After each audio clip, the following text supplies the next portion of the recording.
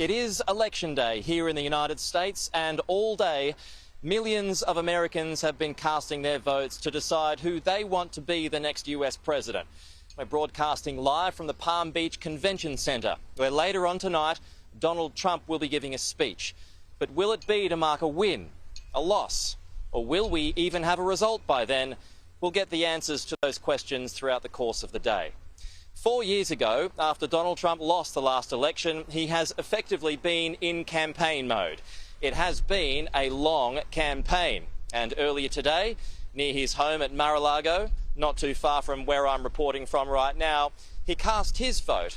And then he said he would accept the results of tonight's election if he thinks it's fair.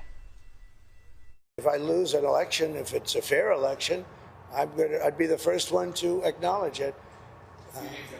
And I think well, so far I think it's been fair. Of course there'll be no violence. My supporters are not violent people. I don't have to tell them that.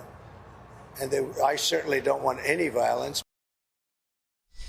From Florida to Ohio, where his running mate J.D. Vance cast his vote today in a state that shouldn't trouble the Republicans at all. We do expect to win, but obviously no matter who wins, half the country, as you said, is going to be at least partially disappointed. I think my attitude is the best way to heal the rift in the country is to try to govern the country as well as we can, create as much prosperity as we can for the American people, and remind our fellow Americans that we are all fundamentally on the same team, however we voted. Now, Kamala Harris has already cast her vote. She did it by mail, and her campaign says the reason she did that is because she hasn't been to her home state of California for a while, and also to show the other options of voting that are available. But she has been using the day to campaign by calling in radio stations, particularly in the swing state of Georgia, to try and woo any of those undecided voters who are left. I've just been so focused on the task in front of me.